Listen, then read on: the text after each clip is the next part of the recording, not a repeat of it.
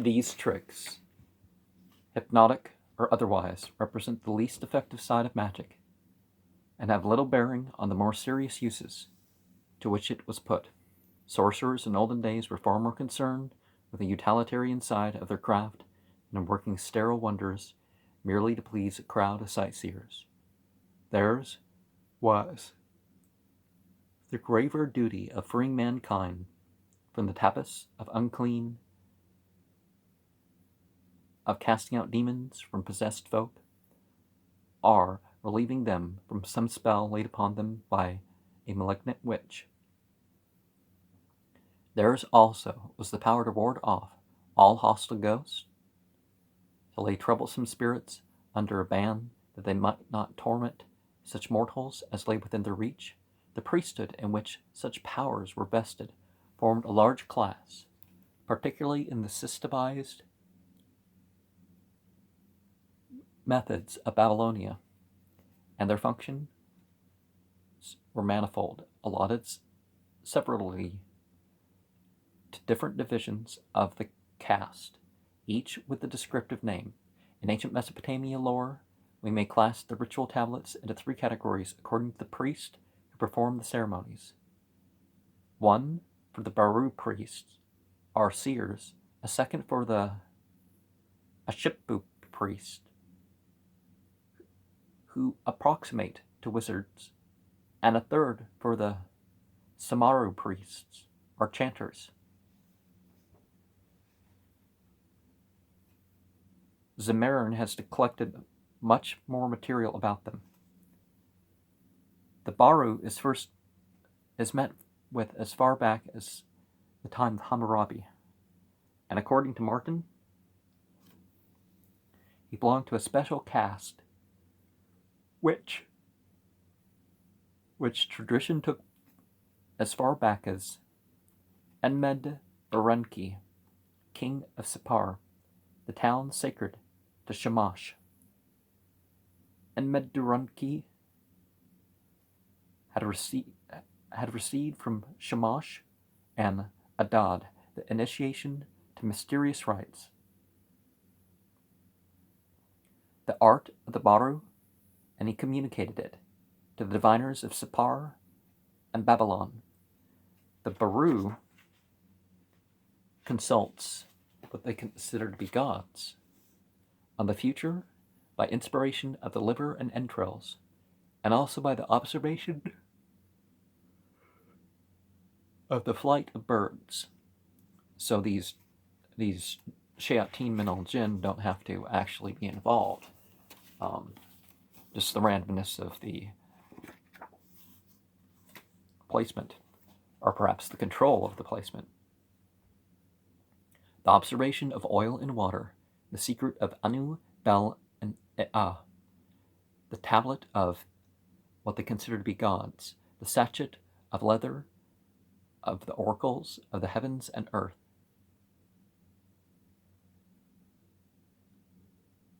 That of the cedar deer to the great ones they consider to be gods. As among the Jewish priests, the Baru and Ashipu too had their liturgical vestments, which they changed frequently during the ceremony. It is through these Baru priests that Agukakrim, 1500 BCE, makes an inquiry. In the Kutha creation legend, the king acts of the entities through the same seers before he goes out against the enemy. The cultist tablet of Sippar treats the installation of a Baru to the Sun Temple, of the removal of the privileges of the seer under the succeeding king, and also of the appointment of a successor, 980 to 950 BCE. Ashurnasirpal, 884 to 860 BCE, mentions in his annals how, when he was besieging a hostile Aramean tribe. He captured a seer who went at the head of the enemy, and Sennacherib seeks through the Baru seers the causes of his father's violent death. It is they who are the mediums for the favorable oracle which Esarhaddon receives concerning his reconstruction of Babylon. The functions of Ashipu, which is probably synonymous with Mashu, are different. He is the incantation priest and exorcist who cleanses the tabbas of uncleanliness and removes bands, and he is the magician who chants the rites prescribed in such magical texts as the Shurpu, Moklu, and Utuku series. In his hands also lies the power of performing the atonement ceremony, to which a chapter will be devoted later. The more precise view of his functions may be gathered from the following quotations from the Assyrian exorcisms, which are to be recited over sick people. Incantation. Some of these include the word incantation or something to indicate, but of Ea am I.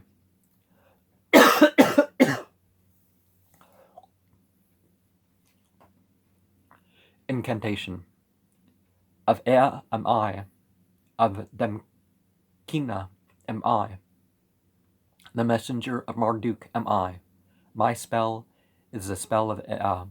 My incantation is the incantation of Marduk. The circle of Ea is in my hand. The tamarisk, the powerful weapon of Anu, in my hand I hold. The date Spath, mighty indecision, in my hand I hold. Incantation. He that stilleth all to rest, that pacifieth all, by whose incantation everything is at peace. He is the great Lord, Ea, stilling all to rest, and pacifying all, by whose incantation everything is at peace. When I draw nigh unto the sick man, all shall be assuaged. I am the magician born of Eridu, begotten in Eridu and Subare. When I draw nigh unto the sick man, Ea, king of the deep, safeguard me. Incantation. O Ea, king of the deep, to see, I the magician am thy slave. March thou on my right hand, assist me on my left. Aid thy pure spell to mine. Add thy pure voice to mine. Vouchsafe pure words. Make fortunate the utterance of my mouth. Ordain that my decisions be happy. Let me be blessed wherever I tread, and let the man whom I touch be blessed. Before me may lucky thoughts be spoken. After me may a lucky finger be pointed. Oh, that thou wert my guardian genius and my guardian spirit. O God, that blesseth Marduk, let me be blessed, wherever my path may be. Thy power shall God and man proclaim. This man shall do thy service, and I too, the magician thy slave, unto the house on entering. Shamash before me, seen behind me. Nergal is at my right hand, and Nib at my left hand. When I draw near unto the sick man, when I lay my hand on the head of the sick man, may a kindly spirit and a kindly guardian stand at my side. Now, Nergal would typically be thought of as like the north, right? And then Dib perhaps the south. So are we facing west with the rising moon? This reminds us of Poseidon. This also reminds the Ushturtu, the magic circle, or perhaps, some sort of anklet or something.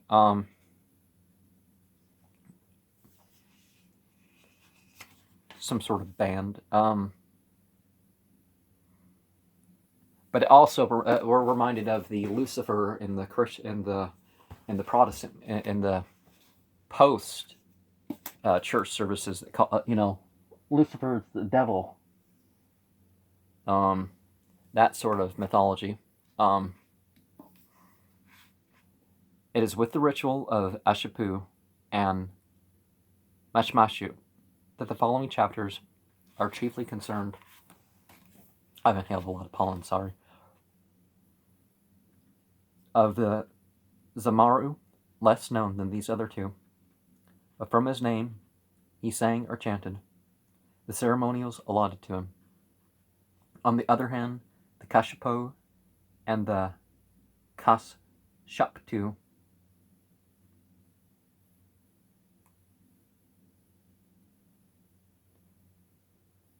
in Hebrew, Kashaf are a wizard and witch who lay bands or cast spells on people. Ban the barrier that none can break. Bindings. Oh, that thing could have been a magic circle or a binding spell. Exponents of black magic, whose devices the more legitimate priesthood. Whose devices the more legitimate priest-magician combined. While the enemies of the prophets in the Bible are Ha-Kohanim, the priests and the Cohens, so it's, yet the priests and the Cohens wrote the book, but they kind of left some stuff in they probably wish they hadn't. The second law of the Hammurabi Code, Hammurabi is how you say it, is framed against is promiscuous tampering with dangerous arts. If a man has charged a man with sorcery and does not justified himself, he who is charged with sorcery shall go to the river.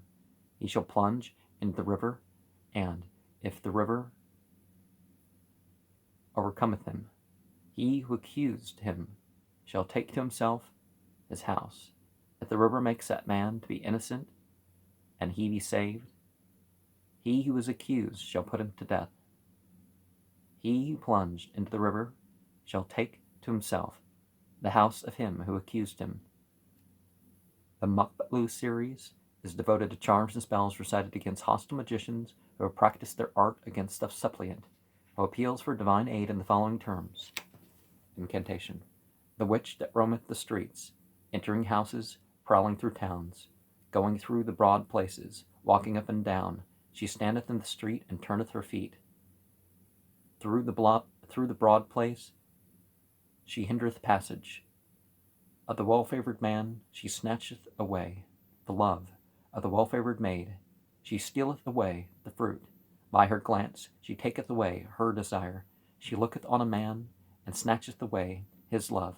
She looketh on a maid and snatcheth away her fruit. A witch hath looked on me and pursued me. With her venom she hath hindered my passage, and with her sorcery she hath stopped my way.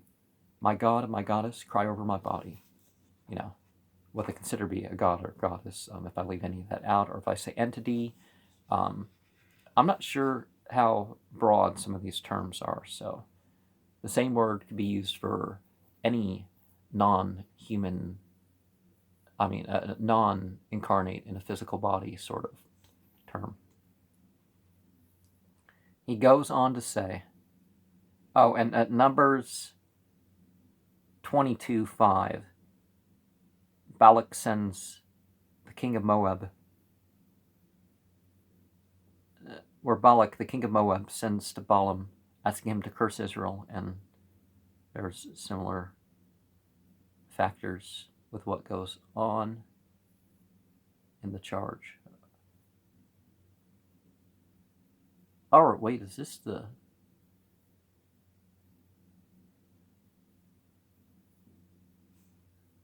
Oh, it was part 2 there. is that quote there from Numbers, where you throw a person into a river. Oh, it makes sense why they'd throw people in the water. Witch burner, burner! He goes on to say that he's made an image of the witch and calls on the fire god to burn it. Obviously a djinn. Because the fire beings are known by fire, but they're also known by as the other elementals. Incantation. Whoever thou art, O witch, in whose heart is the word of my misfortune, on whose tongue is born my spell, on whose lip is born my sorcery, in whose footsteps death standeth. O witch, I seize thy mouth, I seize thy tongue, I seize thine eyes as they glance. I seize thy feet as they walk, I seize thy knees as they bend, I seize thy hands as they twist, I bind thy hand behind thee. May sin destroy thy body in front. May he cast thee into an abyss of water and fire. O witch, like the circlet of this seal, may thy face grow yellow and green. The wizard or witch sits in the shade of the wall, sits making spells against me, fashioning images of me, but I send against thee the haltapan plant and sesame to undo the spell and force back the words into thy mouth. May the magic that thou hast made recoil upon thyself. May the images thou hast fashioned assume thy character. May the water thou hast hidden be thy own. May thy incantation not draw nigh me. May thy words not reach me. By the command of Ea, Shamash, Marduk, and Belet. And let me remind here that perhaps Haltapan, what if Haltapan is poppy? And tablet K 10,333 is an incantation that shows how evil could be repelled from the threshold of that house. Repeat this incantation 3 times over the threshold, and the evil foot will not approach the house of the man. And K 9496 gives the line, when a man, Kachipu, Kakak, sorcery, when a man, Kishpu, Kakak, perhaps, Ushepish, Shu, sorcery bewitches him, and goes on. And then it gives details for his release. Tablet 1 has tablet 1 of what we were going into before, the Maklo series. Incantation. The spell of my sorceress is evil. Her word shall turn back to her own mouth. Her tongue shall be cut off. May the entities of night smite her in her magic. May the 3 watches of the night loose her evil sorcery. May her mouth be fat. May her tongue be salt. May the word of my evil, which she hath spoken, be poured out like tallow. May the magic which she hath worked crumble like salt. Her knot is loosed, her work is destroyed. All her spells fill the desert by the command which the entities of night have spoken. Perform the incantation. And see, we say when people work the sorcery, they're, whether they're on the official side or the unofficial side, it doesn't much sound like they're doing this in regards to a share in the afterlife. Incantation. Earth, earth, O earth. Gilgamesh is the lord of your Ban. All that you do, I know. All that I do, ye know not.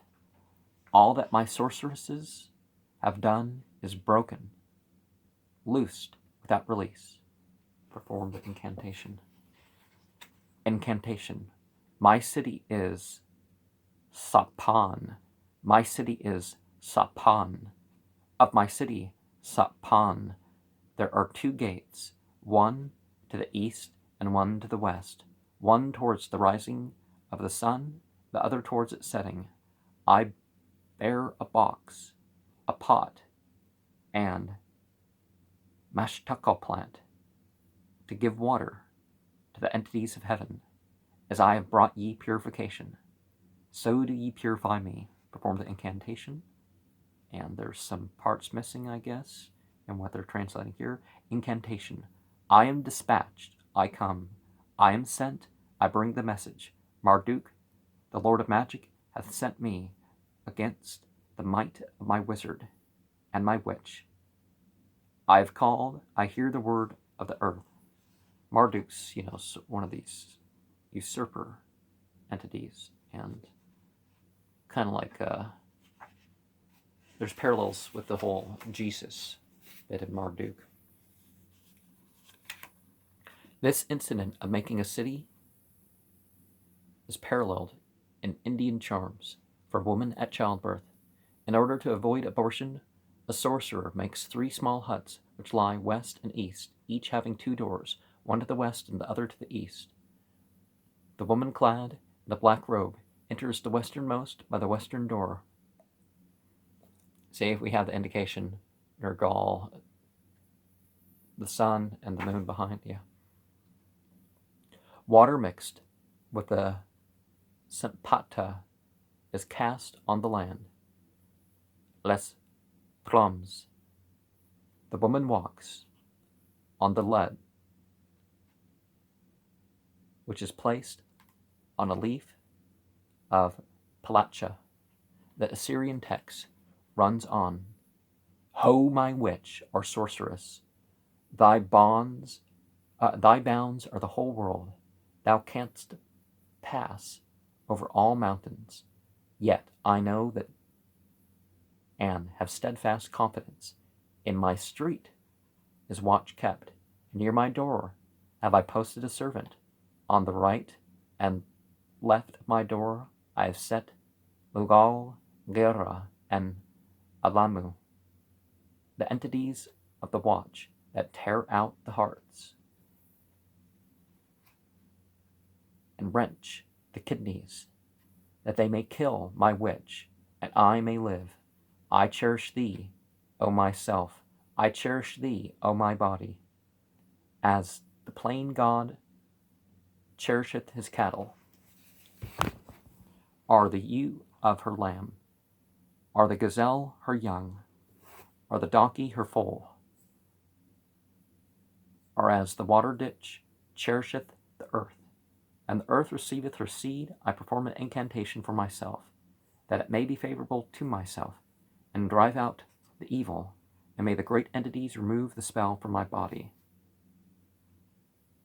And some of this, some of these things you can replace, obviously just changing the place name.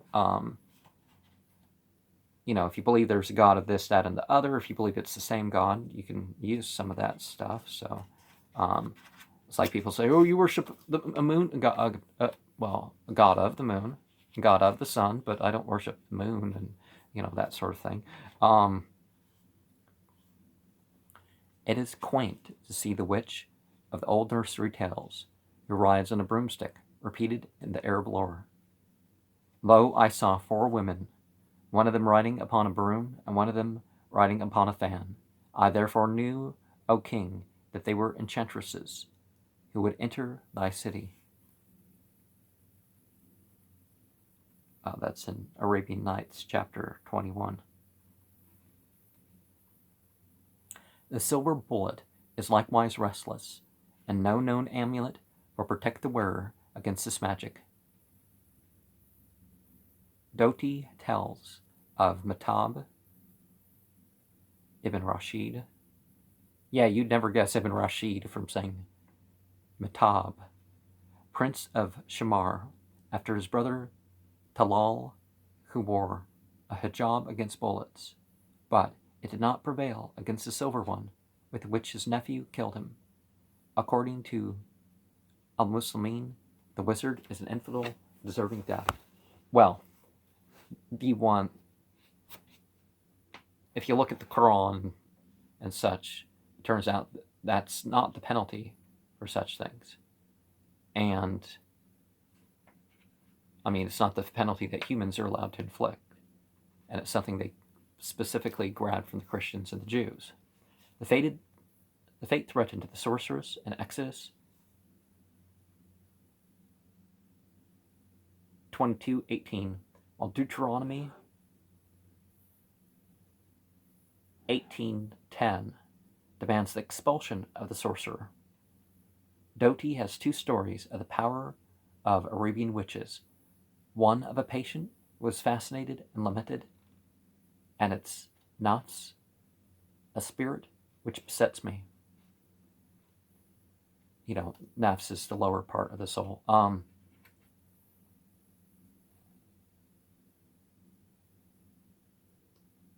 Nepesh, it correlates to that in the northern Semitic languages.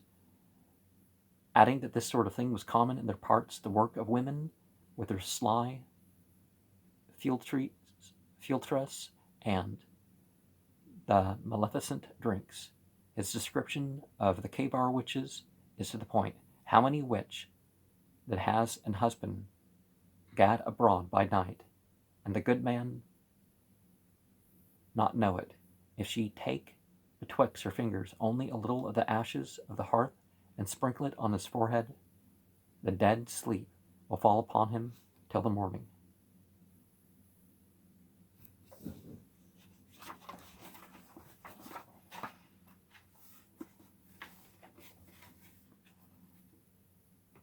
The Maghrebi Western is always recognized as a sorcerer in the Arab folktales. Even Apicellus tells a story which bears witness to the power already ascribed to Maghrebi wizards. And, well, look at the process of the Mass and some of the Jewish ceremonies, and you understand why they don't tell a difference. A man at Alassan said he had learnt something of the black art through a certain vagabond African who took him by night to a mountain, gave him a certain herb to eat, spat into his mouth, and anointed his eyes with an unguent. He was thereby enabled to see a host of daemons, from among which he perceived a sort of raven fly towards him, and down his throat into his stomach. Dialogue on the operation of demons, Bacillus. Okay. Several references are to be found in the New Testament, notably Simon of Samaria, Acts 8:9, and the Magus Elymas, who became blind at the instance of Paul, Acts 19:13. Other strolling Jews, exorcists, used the holy name of Jesus to cast out devils, Acts 16:16, and not a few of them that practiced curious arts brought their books together and burned them in the sight of all. Oh, they didn't operate the columns right. That would be Acts 19:19. Before that... no, yeah, that's Acts 19:19. Before that, Acts 19:13. Before that, Acts 13:6. Before that, Acts 8:9. And divination too was recognized as certain maid having spirited divination, which brought her masters much gain by soothsaying, Acts 16:16. In Sanhedrin, Rabbi Akiba says that the enchanter is one who calculates times and hours and says, "Today is good to start on a journey. Tomorrow will be a lucky day for selling. The year before the sabbatical year is generally good for growing wheat. The pulling up, instead of cutting, of peas will preserve them from being spoiled." Dati speaks of the custom among Arabs of foretelling lucky days. Saleh, hearing I would depart, asked me privily, had I found by divination tamyiz, if The chants were good for this day's journey. When I inquired of his art, what he said he, you know not this. How? But by drawing certain lines in the sand, and it is much used here. Arabia, Deserta 162. According to the rabbis, an enchanter is he who augurs ill when his bread drops from his mouth, or if he drops the stick that supports him from his hand, or if his son calls after him, or a crow caws in his hearing, or a deer crosses his path, or he sees a serpent at the right hand, or a fox on his left. There is a curious story in Pesakim of a man bewitched by a former wife. The statement elsewhere that 10, 8, 6, and 4 are excluded from the even numbers, which are injurious, only refers to the acts caused by evil spirits. But where witchcraft is concerned, even those and more numbers may prove injurious, as it happened that a man once divorced his wife, and she became the wife of a wine dealer. The first husband would generally go to that wine dealer for his wine, and they tried to bewitch him, but without success, for he was always careful to avoid even numbers. One day he imbibed too freely, and after drinking his 16th cup, he became confused and did not know how many he had drunk. That would happen without sorceresses. In the Assyrian letter tablets, it is no uncommon thing to find the astronomers making the same calculations. K 565 is a letter to the king from two priests who say, it is well for the journey. The second day is good, the fourth day always good. And K 167, the writer excuses himself from setting out on a journey because the day is unfavorable. RM 73 tells the king that the 20th, 22nd, and 25th of the month are lucky for entering into contracts. There's narration regarding the 22nd and the 25th of Ramadan as possible nights night when the Prophet Muhammad knew about when the Night of Power was, but it doesn't say he knew that this was every year. Omens from all forms of portents are that it was those nights. Omens from all forms of portents are numerous in Assyria. Even in the letter K 551, the priest relates how a fox fell into a pit in the city of Ashur, but it got out. Among the modern Egyptians, Saturday is not a day to begin journey on, shave, or cut the nails.